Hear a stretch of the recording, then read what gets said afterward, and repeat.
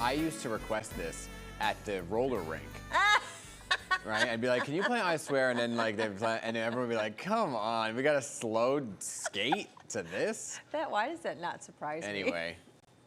Do you swear? So that's perfect for this next topic, right? Yeah. So the kids cursing challenge on TikTok has garnered nearly 90 million views. The viral clips show kids as young as 2 years old being allowed to curse in the bathroom as opposed to doing it in public. So, while many find it funny, the trend also has its detractors who claim that this can do more harm than good. So this morning, we're turning to digital safety and parenting expert Titania Jordan to weigh in on this issue. So good morning, Titania. Thanks for being with us.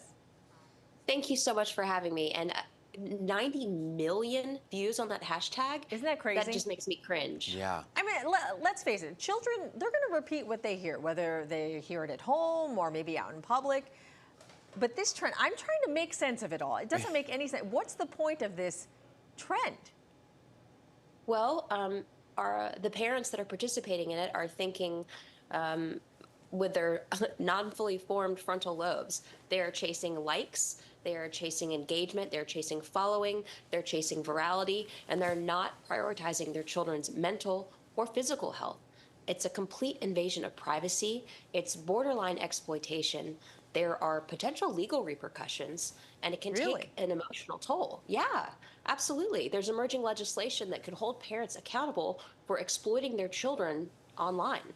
Wow. So, just so I'm clear, right? This is parents letting their kids go in the bathroom, curse, and film them all do it and then posting it online. Just for those who may not know what exactly is happening, right? And they That's don't get in trouble. And they don't get in trouble for Yeah. it. So that's it in a nutshell, just in case you don't know what we're talking about here. But some would say that it's important for parents to create some kind of space for children to express themselves, right? Even if it means, say, allowing them to use inappropriate language. Everyone has their own parenting style. What do you make of that? It's one thing to create a safe place in your home. It's another thing to publicize it, post it on public accounts where anybody in the world can view it. If your child does or says something funny and you want to text it to a friend and ask them not to share it, that's fine. But if you want to post it publicly where it can come back to harm them with the risk of bullying and harassment as they grow older and potential predator exposure, I mean, the list goes on and on and on. Like, just think, people, it's not okay. Yeah, that's a good point. That actually is a really good point. But the reality of it is, if we don't watch what we say at home, chances are our kids are going to repeat it. It's happened to me. Oh, yeah. It's happened to me. But what is the guidance then that you could give us on how to address the use of inappropriate language with our kids? You know what? It's less about the use of inappropriate language with our kids because that ship has sailed. They are going to hear it. They're going to model it. But it does come down to modeling.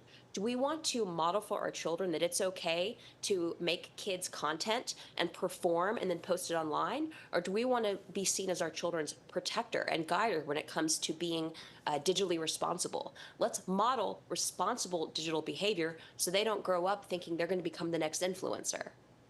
So your issue isn't with necessarily the language thing and the parenting style, it's with the parents actually going ahead and posting it online, right? So exactly. So what type of healthy boundaries do you recommend for parents setting up for their children when they do use inappropriate language or behavior? Because I'm saying, you know, that's going to happen, right? You're saying it's already going to happen. Right. So what's the boundary you can set for them? You know, being authentic with them, like, ooh, Mommy just stubbed her toe and said a word that we don't say outside of this house. You know, in the moment, I made a mistake, and I'm sorry that I said that in front of you, and I certainly wouldn't say that in front of Grandma or at school. So while these videos, they show adults reassuring the kids that, okay, you're in this safe space. Yeah. The bottom line is that the internet itself is not a safe space, right? No, and they are lying to them. Let's talk about that. They're saying, okay, you know, this is just you and the camera and the mirror.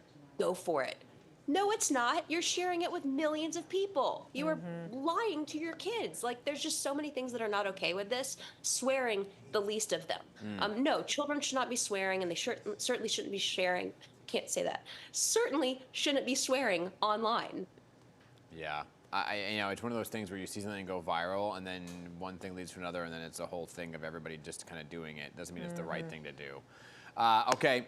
Thank you so much for being here this morning, Titania Jordan. Appreciate your expertise. Be sure to pick up her book, Parenting in a Tech World, wherever books are sold, because that is a reality. We are parenting in this whole new world, right? And it's not easy. It's not easier because then the older the kids get, all these videos go viral. They want to, do the same thing. Oh, yeah. And Olivia's a year and a half and already knows like how to swipe. She's like going like this, like to phone. I'm like, oh my gosh, and it's just because she sees me doing it. Yeah. Right? It's crazy.